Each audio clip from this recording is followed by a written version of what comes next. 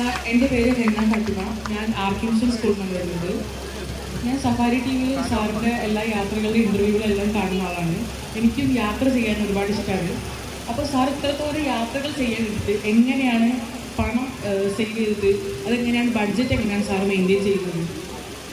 ഇന്ന് എനിക്ക് യാത്ര ചെയ്യാൻ പണത്തിന് വലിയ പ്രശ്നമില്ലാത്തത് സഫാരി ടി വിയുടെ പരസ്യമില്ലാത്ത ചാനലാണെങ്കിലും അവിടെ ഞാൻ കഴിഞ്ഞ 97 മുതൽ നടത്തിയ യാത്രകളുടെ CD-കൾ, പെൻഡ്രൈവുകൾ ഇപ്പോഴും, പിന്നെ അത് സോഷ്യൽ മീഡിയയിൽ നിന്നുള്ള വരുമാനമൊക്കെ ഇതിനെ മുന്നോട്ട് കൊണ്ടുപോകാൻ എൻ്റെ യാത്രകൾക്കുള്ള പണം നൽകുന്നുണ്ട്.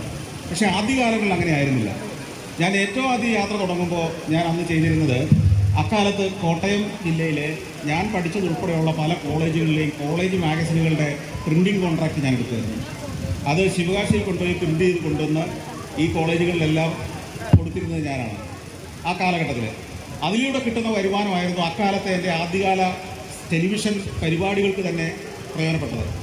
പിന്നെ ആദ്യമായിട്ട് ഞാനൊരു ടെലിവിഷൻ പ്രോഗ്രാം ചെയ്യുമ്പോൾ അതിന് എൻ്റെ പിതാവ് ഒരു 40,000 രൂപ വായ്പയായിട്ട് തന്നു. ആ വായ്പ കൊടുത്താൽ അദ്ദേഹവും ഞാനുമായിട്ടുള്ള ബന്ധം മോശമാകുന്നുള്ളത് ഞാൻ ഇതുവരെ തിരിച്ചു കൊടുത്തിട്ടില്ല. അപ്പോൾ അങ്ങനെ അദ്ദേഹത്തിൻ്റെ കടക്കാരനാണ് ഞാനിപ്പോഴും. സാർ, അഞ്ജിത എന്നാണ് എൻ്റെ പേര്. സെൻറ്റ് ജോസഫ് സ്കൂളിൽ തന്നെയാണ് വരുന്നത്.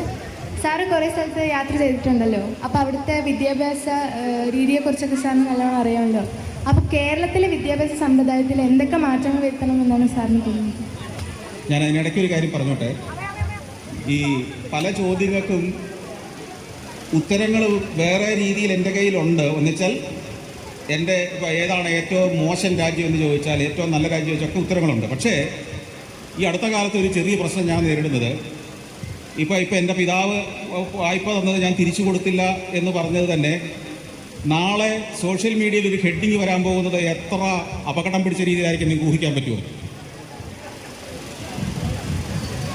അപ്പോൾ അതൊക്കെ ഞാൻ പ്രതീക്ഷിക്കുന്നുണ്ട്. അതുകൊണ്ട് ഈ പറഞ്ഞതിൻ്റെ നേരെ എതിരായിട്ടുള്ള ഒരു ഹെഡിങ്ങുമായിട്ട് ചിലപ്പോൾ സോഷ്യൽ മീഡിയയിൽ ഇതൊക്കെ വരുമെന്നുള്ളതുകൊണ്ട് ഞാൻ സ്വതസിദ്ധമായി പറയേണ്ട പല കാര്യങ്ങളും വേണ്ട എന്ന് വെച്ച് തന്നെയാണ് ഞാൻ വർത്തമാനം പറയുന്നത്. അതുകൊണ്ടാണ് വളരെ പിടിച്ച് വർത്തമാനം പറയുന്നത്. എന്നാലും എനിക്കറിയാം സോഷ്യൽ മീഡിയയിൽ നാളെ വരാൻ പോകുന്ന ഹെഡിങ്ങുകൾ പറഞ്ഞതിൻ്റെ നേരെ എതിരും വളരെ പ്രശ്നങ്ങൾ ഉണ്ടാക്കുന്നതായിരിക്കും എന്നറിയാം. അതുകൊണ്ട് സോഷ്യൽ മീഡിയ സുഹൃത്തുക്കളെ, നമ്മൾ കുട്ടികളോടാണ് സംസാരിക്കുന്നത്, അവരെ ഉപദ്രവിക്കരുത് പ്ലീസ്. അവർക്കുള്ള ഉത്തരങ്ങളാണ് ഞാൻ കൊടുക്കുന്നത്. അപ്പോൾ ഈ ചോദ്യം എന്തായിരുന്നു?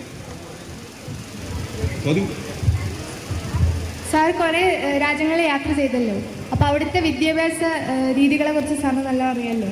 അപ്പോൾ കേരളത്തിലെ വിദ്യാഭ്യാസ സമ്പ്രദായത്തിൽ എന്തൊക്കെ മാറ്റങ്ങൾ വരുത്തണം എന്നാണ് സാറിന് തോന്നുന്നത്? കേരളത്തിൻ്റെ വിദ്യാഭ്യാസത്തിൽ നമുക്ക് നല്ലൊരു അടിസ്ഥാനമുണ്ട്. നമ്മുടെ വിദ്യാഭ്യാസം ഇന്ത്യയിലെ തന്നെ ഏറ്റവും മികച്ച അടിസ്ഥാനമുള്ള ഒരു വിദ്യാഭ്യാസ സമ്പ്രദായമാണ്. പക്ഷേ കാലാനുസൃതമായ ഒരു പരിഷ്കാരം വേണ്ട രീതിയിൽ ഇനിയും വരേണ്ടതുണ്ട്. എന്ന് വെച്ച് നമ്മുടേത് തീരെ മോശമാണെന്നൊന്നും അല്ല അതിനർത്ഥം. കാരണം ഈ വിദ്യാഭ്യാസത്തിൽ നിന്ന് പുറത്തിറങ്ങിയവർ തന്നെയാണ് നമ്മുടെ ISRO ചെയർമാനായി മാറുന്നതും ഇവിടുത്തെ ഇന്ത്യയുടെ രാഷ്ട്രപതിയായതും ഒക്കെ കേരളം കൊടുത്ത വിദ്യാഭ്യാസത്തിൽ നിന്നാണ്. KR നാരായണനെ പോലുള്ള ആൾ ഇന്ത്യയുടെ രാഷ്ട്രപതിയായി. എത്രയോ വിദേശകാര്യ വിദഗ്ധന്മാരെ നമുക്ക് സംഭാവന ചെയ്യാൻ പറ്റും, എത്രയോ ശാസ്ത്രകാരന്മാരെ സംഭാവന ചെയ്യാം. അപ്പോൾ നമ്മുടെ കേരളത്തിലെ വിദ്യാഭ്യാസം മോശമല്ല, പക്ഷേ കാലത്തിനനുസരിച്ച് അതിനെ പരിഷ്കരിക്കേണ്ടതുണ്ട്.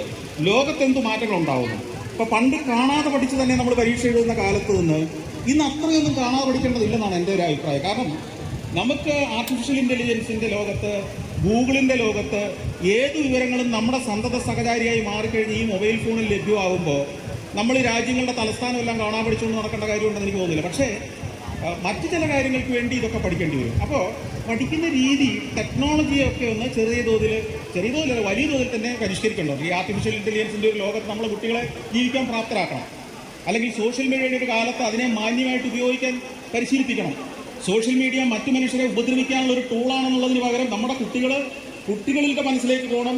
ഞാൻ നേരെ മുഖത്ത് നോക്കി ചീത്ത വിളിക്കുന്നതും സോഷ്യൽ മീഡിയയിലൂടെ ഒരാളെ അപഹസിക്കുന്നതും ഒക്കെ ഒരേപോലെ തന്നെ അപകടകാരികളാണെന്ന് തിരിച്ചറിഞ്ഞാൽ മതി. അപ്പോൾ അത് ആ രീതിയിൽ നമുക്ക് ഒരു സംവിധാനം ഉണ്ടാവേണ്ടതുണ്ട്. സാമൂഹ്യ വിമർശനങ്ങൾ പാടില്ലെന്നല്ല ഇതിനർത്ഥം. പക്ഷേ ആ ഒരു കൾച്ചറൽ ചേഞ്ചസ് ഉണ്ട്. ടെക്നോളജി മാറുമ്പോൾ ഉണ്ടാകുന്ന ഈ മാറ്റങ്ങൾക്ക് നമ്മുടെ കുട്ടികളെ എക്വിപ്ഡ് ആക്കണം.